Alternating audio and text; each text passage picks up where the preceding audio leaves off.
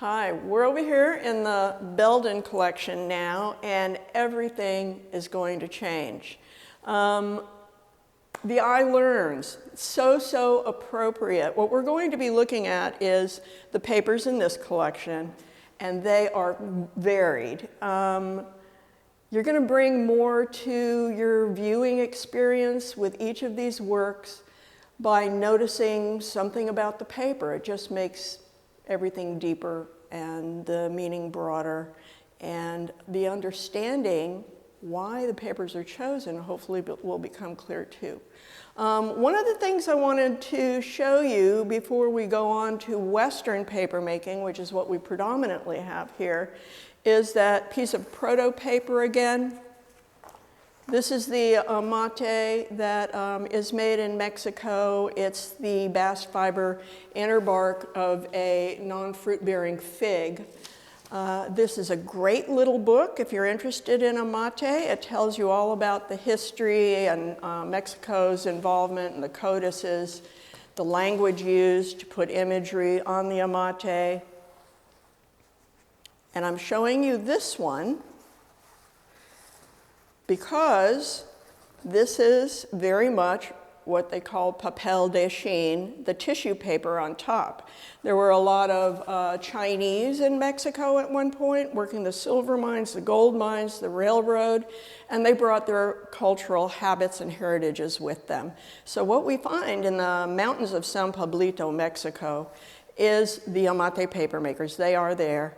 And they fuse this sheet, this little thin paper, tissue paper sheet, which is not an Eastern paper handmade. It's literally commercial tissue, but it's reminiscent. So we've got a fiber for their backing, the amate paper itself, which in terms of the fiber used is very much like the Eastern papers. And then you have this overlay of what they interpret as a Chinese paper. So they're still made today. You can still find them in Mexico. And it's a combination of the two cultures coming together, basically. I've started in this room because we're going to look at a Robert Mangold in a minute. And it is one of the fibers that we were discussing last week in the Noguchi wing. It's either Gampi, which is my guess, or Mitsumata. It's not kozo like all of the other pieces that Noguchi made. These are the other two fibers, and it's thinner. It has a little less opacity, more translucent. But what you'll see on the labels, and it's important to read the labels as you're going through if you're interested in the paper at all, because it'll have some things that are very clear about the paper and some things that are very confusing. There are 3 Japanese words on the Mangold. None of them describes the fiber used in the paper. It describes a place, a paper-making house. It refers to where the paper was made, not what it is made of. So when you read the Japanese wording on some of the labels, don't take that for what the fiber is or what the paper's made out of. It could actually be just a reference to where the paper came from. Now, we're going to talk about Western paper making just a little bit because this is going to be very helpful once we have this language handled so that we can go ahead and we can look at the work, and I won't have to explain as we come to every piece what it is. We leave Japan, we leave China, Korea, everybody who is making paper. It's a well-kept secret. And the Japanese at this point are the world paper makers. 3 Chinese paper makers are captured in Samarkand, and they give up the secret of paper making. And when they give up that secret, it travels. That's the Silk Road, and it travels. It goes to Egypt. It goes across to Morocco. From Morocco, it goes into Spain, and things start changing as they're traveling. You can't get the same fibers in those areas. So you get to Egypt, and they're using linen rags, cotton rags, and what I mean by rag is my shirt cut up into little pieces, retted so that you can get all the lignin out of the fiber and soften it up, beaten, and then a sheet is formed. They changed the technique of paper making a little bit, and then when it gets to Spain with the Moors, in Europe, things changed because of the use of metals in Europe. This is a traditional mold and decal. This is the mold screen. It's woven out of brass. It's backed so the weight of the paper won't sink it in the center. This is the decal. What you're going to see today on many of these pieces, including one edge of one behind me, is the deckled edge. There's a vat in front of me. We're making believe. There's a vat in front of me. The vat is full of a slurry. The slurry is the beaten fiber suspended in water, and that slurry is going to become the sheet of paper. So there's my screen. Here's my well-fit decal. I go down into the vat. I turn parallel under the water. I break surface. Now notice, I don't have any pulleys or anything helping me. This is all by hand. In the West, that wasn't used. So again, you have a lot of men making paper. They would actually have a little board in front of them they could lean on a bit so it wouldn't be such a strain on their upper back. So into the vat, parallel, break surface, and then they do a shake. Now, with the Eastern papers, because of that mucilage that was in the water, you could dip again and dip again. With the cottons and the linens and the rags, you can't. One time, that's it. You've got one sheet. So this is lifted out, the water drains a bit, the decal is taken off, and what you're left with all the way around this edge is the deckled edge. That is the natural edge. That's something to be very proud of, and it's a sign of the piece being handmade. Now, this is a laid screen. As you walk around the exhibition, you're going to see information that says wove paper. Okay, that doesn't mean that the paper is woven. What that means is the screen that the paper was cast on is a woven screen. This is a more modern replica of what I just showed you. It has this little commercial grid on the back to support the screen, but the wove screen does not have the laid weaving. You can see the little stripes on this one. So when you make the sheet, you get those little stripes in the sheet. That's a laid sheet. This is a wove sheet, excuse me. So that's wove, this is laid. So you'll see wove around in these different areas. I think we have a couple of pieces that the laid screen was actually used. Sorry about that noise. But predominantly, you're going to have the wove screen on most of these papers. So we go to Spain, then we go to Italy, then we go to France, then Germany, then England, and in every one of these areas, something different takes place.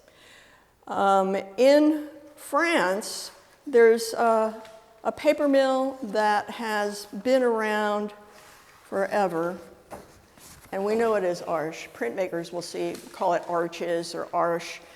It's still there, it's still manufacturing. They are owned by a Finnish company now, so a lot of their production comes out of Finland. But France is refining the fibers used, and they have a lot of rivers, as does Germany. And because of that, they're able to produce a lot of paper. Now, Gutenberg invents the press. He invents the press, and all of a sudden the demand on paper gets really big. Well, Germany can produce a lot of paper because it has a lot of mills and wheels that can turn because of the flowing water.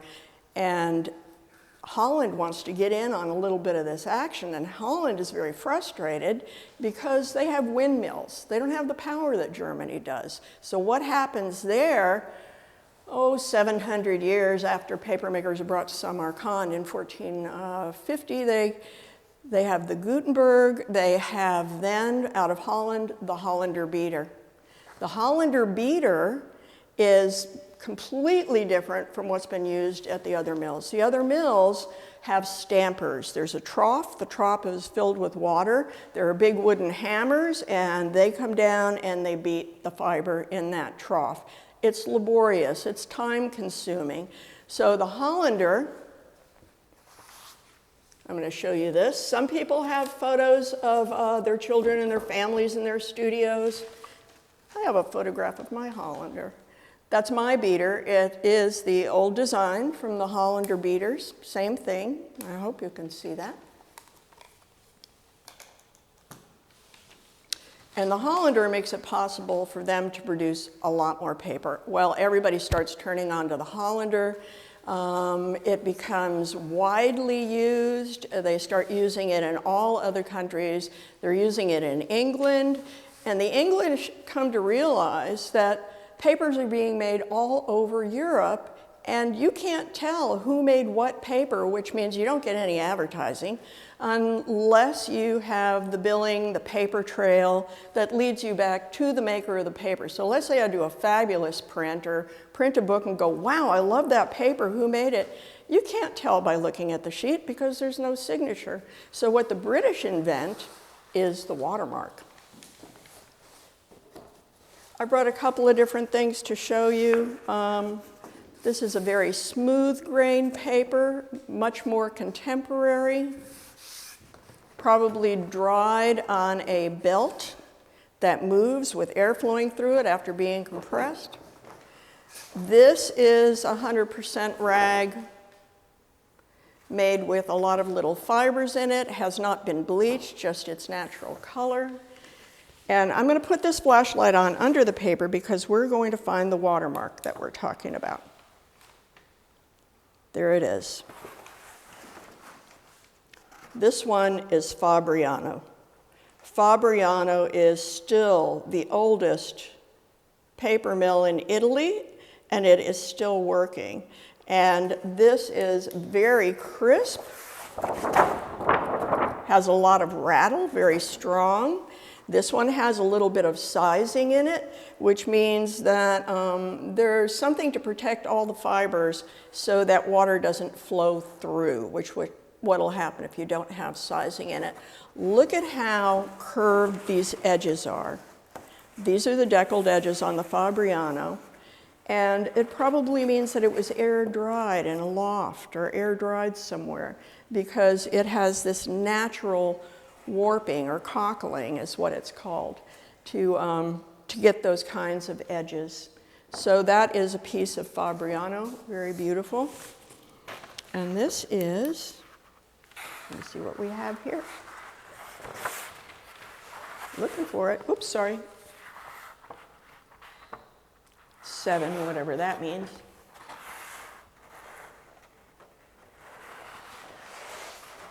Sorry about that. Here we go.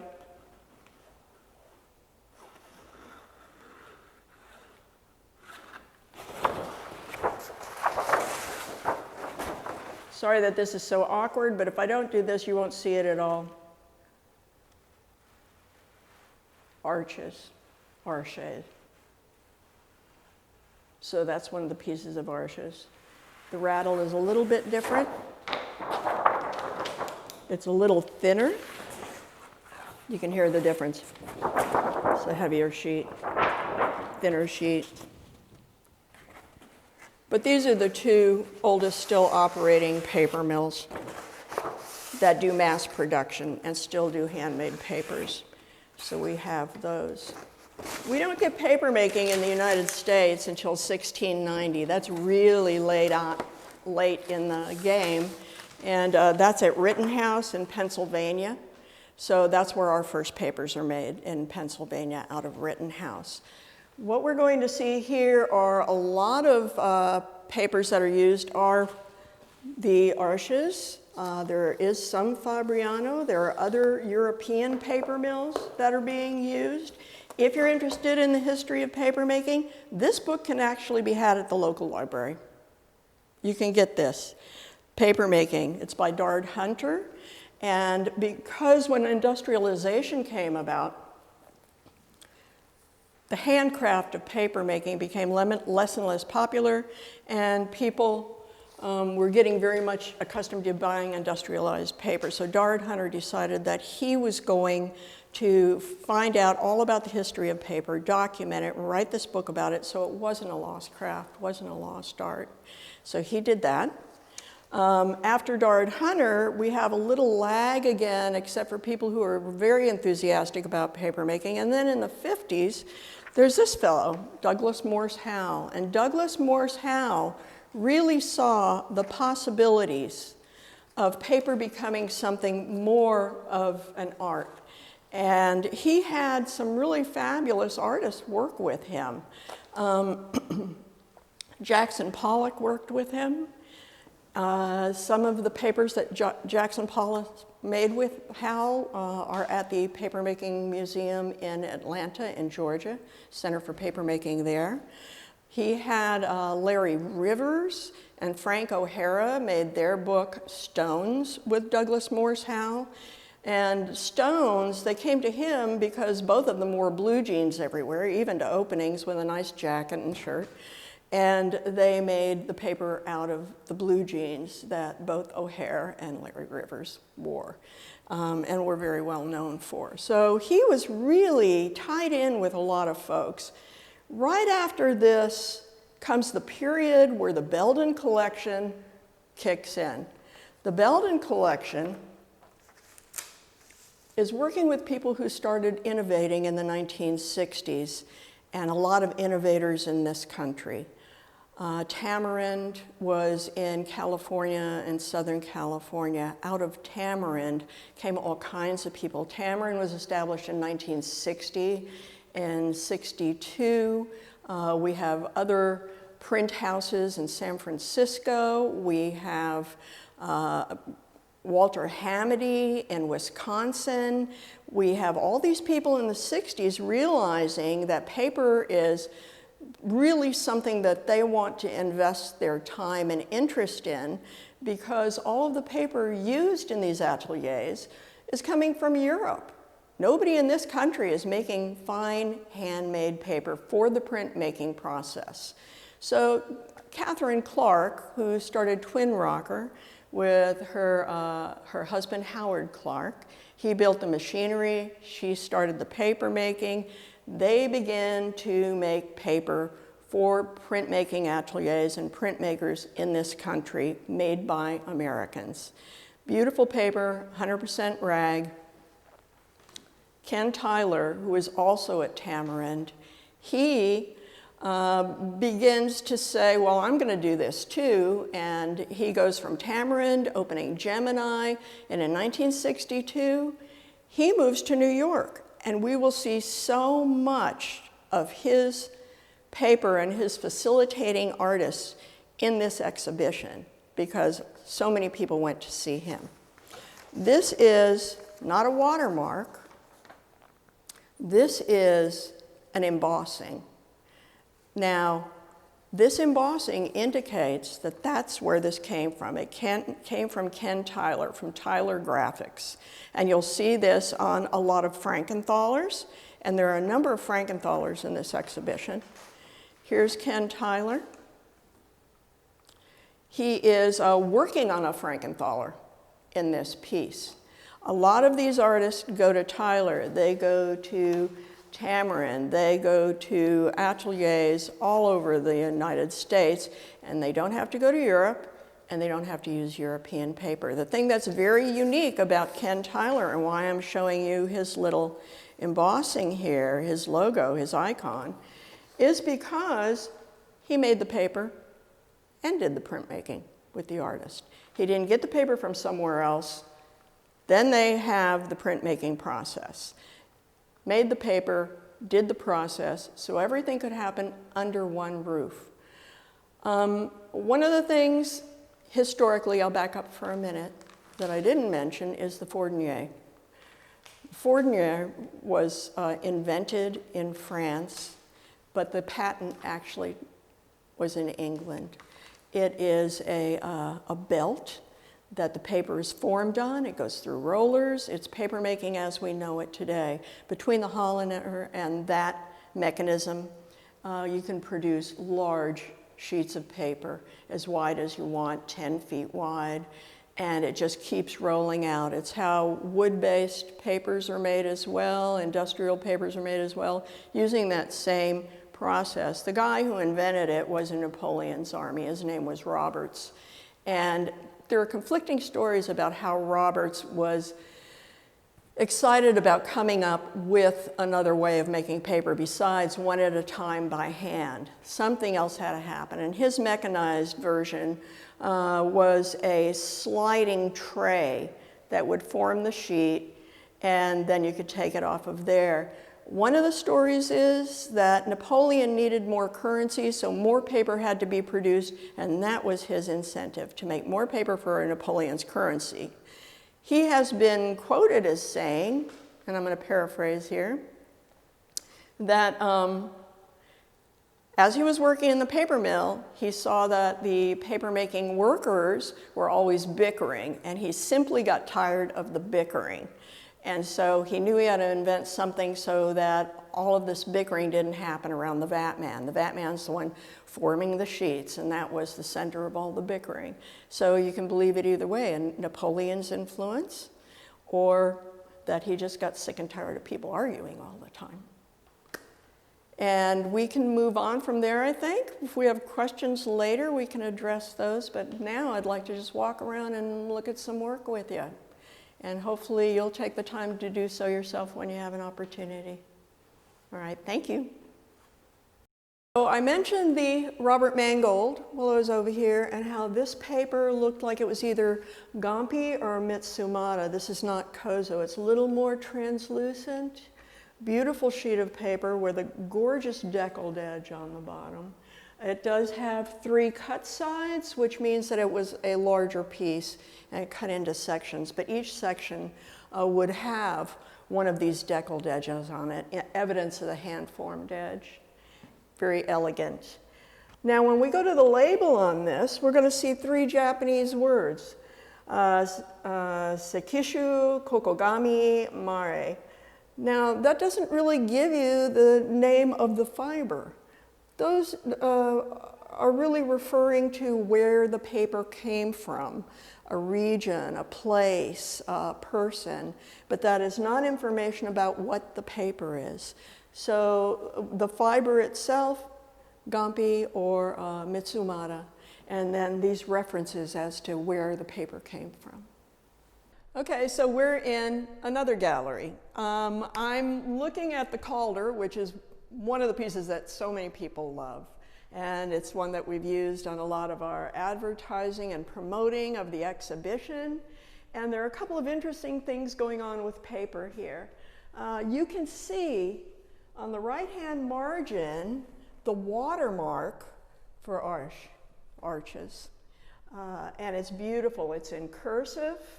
Down here we have the embossing of the print house or the printmaker who facilitated the print.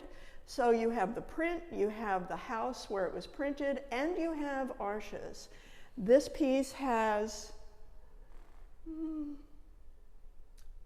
it looks like 1 deckled edge, 2 deckled edges. It does have 1 cut or torn edge. So again, this was a larger sheet. I would think that it was in 4 pieces because this would be our deckled edge. One of the reasons you can tell that this is the deckled edge, because these are very well torn to be similar to a deckled edge, is because there's a little bit of discoloration.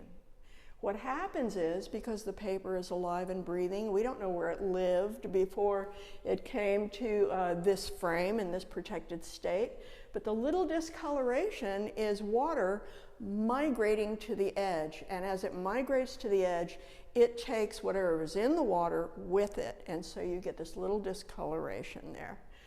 So we know that that is the handmade edge, and that is 1971, which means that all of the experimental printmaking was already in action, and the paper making had not started in this country yet in terms of handmade or quality-made printmaking papers, because we still have the arche.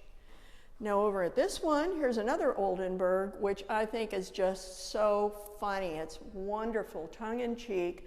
It looks like a piece of watercolor paper torn out of a sketchbook. You can see he's done that in the printmaking process up here. He's emulated something that's torn out of a sketchbook, very loose and free. And this is a Arjumari paper. Arjumari, even though when you look at it you think, oh, that sounds Japanese, it's not Japanese. That is another French company, and I believe that Arch absorbed Arjumari at one point. So it's now part of a bigger house, but in 1976 it was still Arjumari. Here we have 5 Solowitz. This suite, they all look very much alike, and you would think that maybe the printing took place on the same paper throughout this process, because this is one line of thinking and all of these are on that same line. But as we look at the papers, we can see, and again, this is Arch. This is 1970, so not paper being made here yet. This is on the cusp of we start making our own papers for fine printmaking and art printmaking.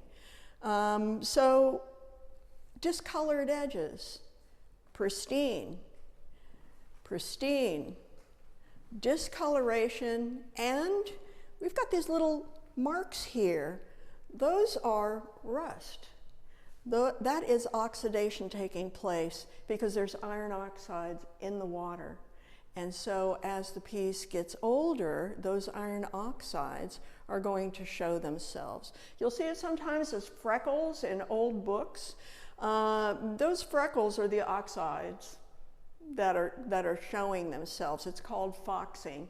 So it's foxing, but here we don't see it as dots. We see it as where the finger was. It's not ink, which is what you might think it is. And then adjacent to that, another very pristine piece. All of these have 2 deckled edges on the outside, left and right, on each one of these pieces, which means that this is a very long sheet of paper, and it has been cut top and bottom before going into the printmaking process. We can't tell what house it was made in, but we can tell what the paper is. Here you have the little oxidation again on 2 of those. So this one and the second one down there were probably made on the same run because these papers have the same sort of flaws or characteristics about them. 2 that are extremely white, and then this one that's very clean but subtly white.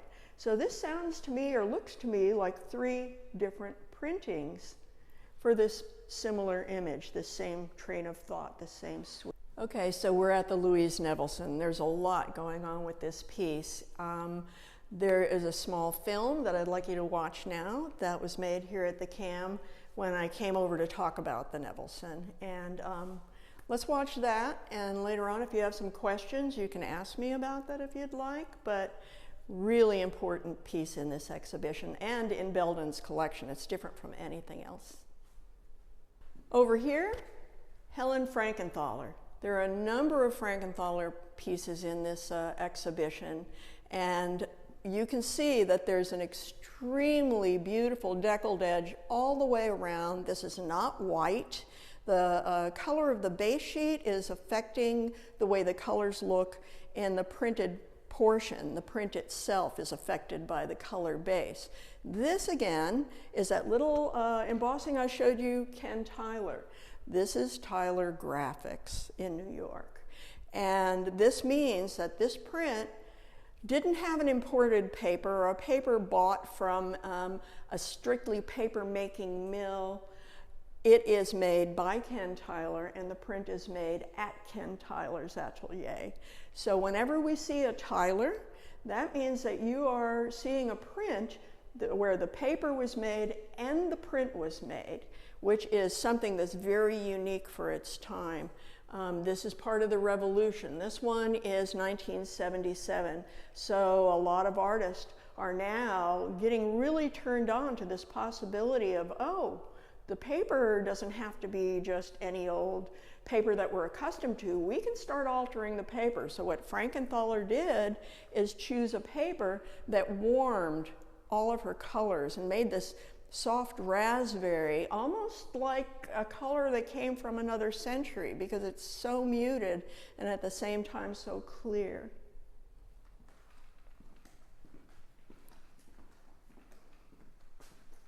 Now I'm going to go down this entire wall because there's a few things here that we can talk about.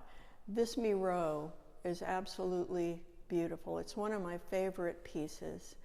And all it says down here is engraving on paper. Paper. But if you'll think back to that kozo that we looked at when I was talking about the paper in the Noguchi show,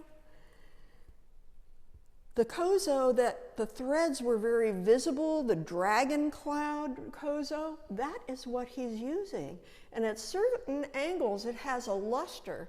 And when you see that luster, it kind of gives everything a little more movement, a little more shimmer. All of these with the handmade papers, whether they're Eastern or Western, the image is so much more integral to the surface when the surface has some absorptive qualities.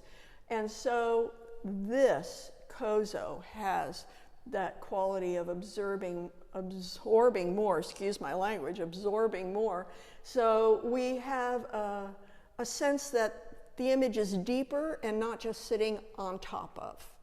So beautiful lusters, dragon cloud pattern. Something you can't see until you look at this firsthand is that there are very subtle little embossings on there. They go in, and the little embossings are actually shapes of sort of little cloud areas. It's wonderful. So this is all very serious and clean, and then all of a sudden there's beep. You know, he's having fun. He's like a little bit of play going on there.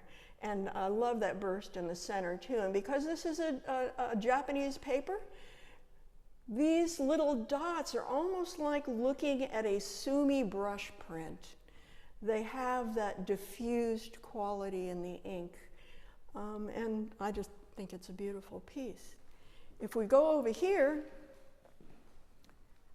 we have a much later Frankenthaler. But again, deckled edge on one side, torn edge on three sides, the deckled edge remains, and there is Tyler Graphics. One more time. She was working with him in the early 70s, and here she is again, working with him in 1995. Long-term relationship.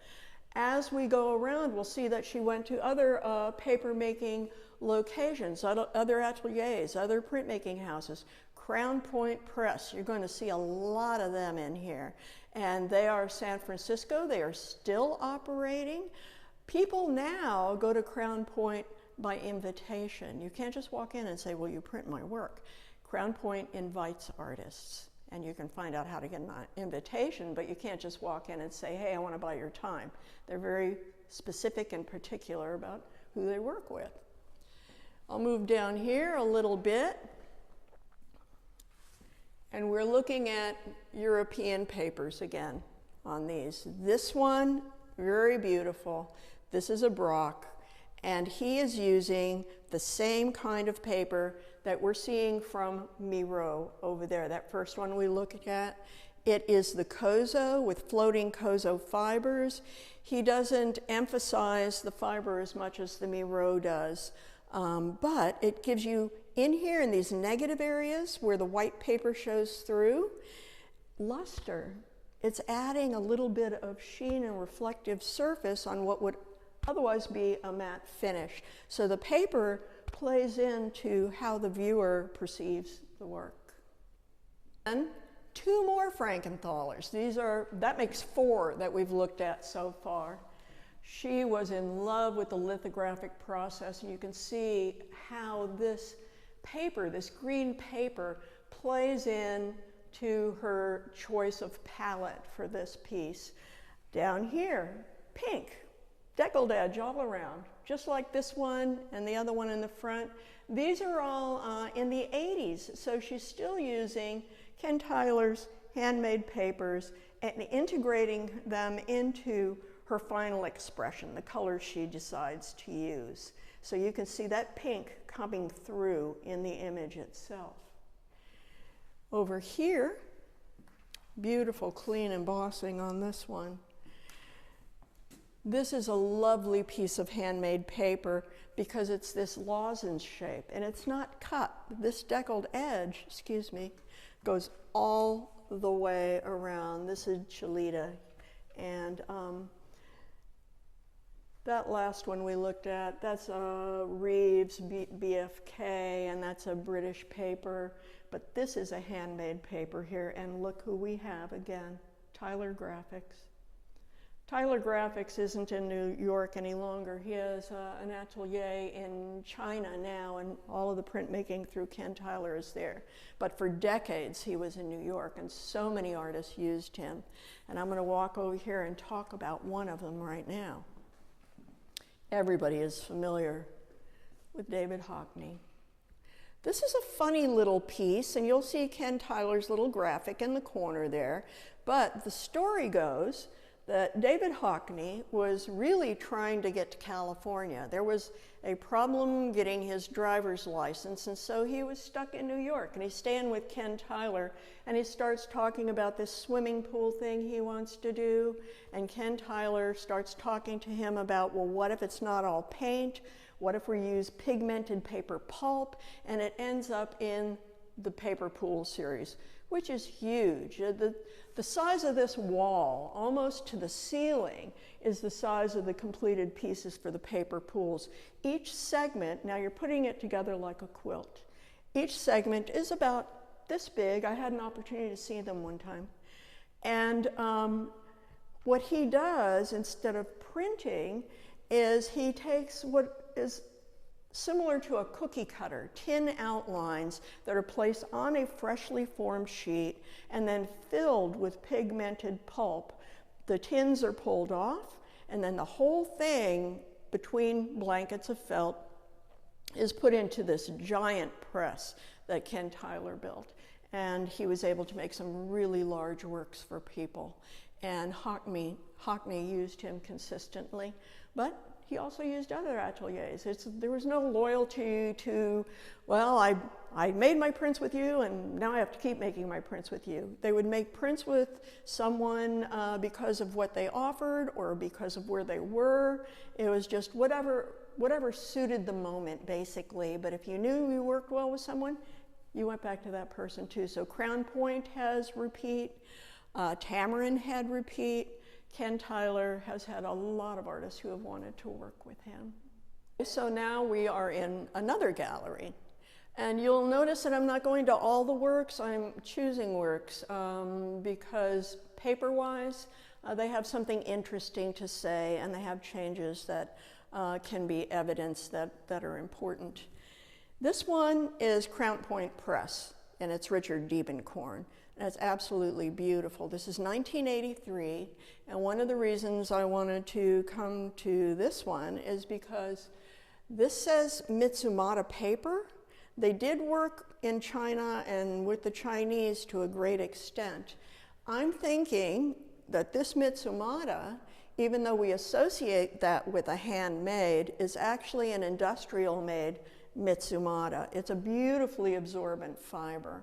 So the color doesn't just sit on top, it is much more integrated, beautiful washy qualities. But we're looking at 4 cut edges. That's one of the reasons we know that it's an industrial piece. Color woodcut on Mitsumata. Well, why would you have 4 cut edges? For this registration in the print, I mean, look how many colors we have here. There are, how many colors are there? There are a lot. For that much registration to be accurate, you have to be able to line up every wood block exactly so you don't have that off registration, so that they read clean. And so you have your cut edge instead of your deckled edge. So when you look at a label and it says color woodcut, if you have a deckled edge all the way around, you have to rack your brain and go, how in the world did they register that thing for that many colors and get them so right? One of the areas you can see where what I'm talking about in a very distinct way is not only the linear aspects, but there are 1, 2, 3, 4 colors in here, 5 colors in this one little area. All of those registrations have to be on. So the cut edge to give you accuracy. Now behind me here are the Thiebaud's. I absolutely love Wayne Thiebaud.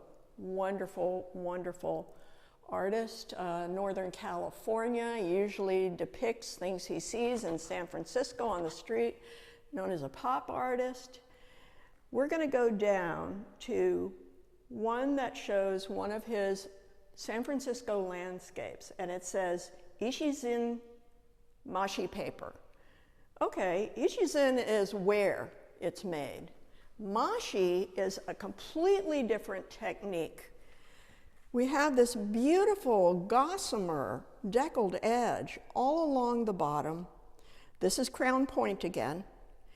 And then we have these clean-cut edges. What mashi is, oh, you also have some characters in Chinese. So this is probably when Crown Point was working with China. So you have the Chinese, and this gossamer edge, this gossamer paper, is an Eastern formed paper. What mashi is a base sheet. That base sheet is specifically covered with an adhesive, and then the thin gossamer sheet is laid over the top. They are laminated together. You actually have two sheets that look like one. Now, why would he want to do that?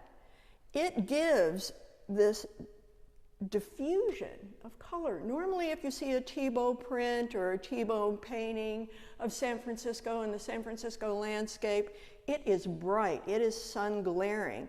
This feels to me a San Francisco dawn or dusk or misty midday when you don't really have the bright sun, but you feel like it's coming.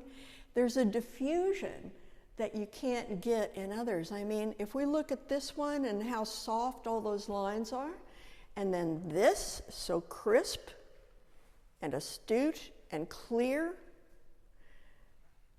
what a difference between these two. I love this softness, and he can only get that by doing this print on this Asian paper. And I'm just going to look at one more little Thibault here, which I really love. Again, Crown Point prints. Crown Point makes all the sense in the world for for Diebenkorn. They are California artists. That is, at this point, the best press in California. Tamarind no longer. Tamarind is in Arizona now, I believe. They've moved. They're not even in California.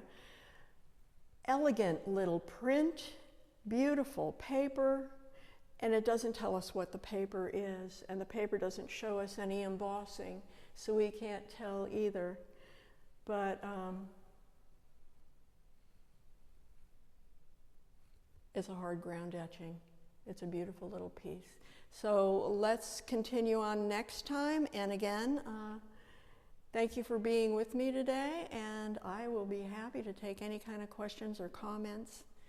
Just have a good time, and I'll see you next time.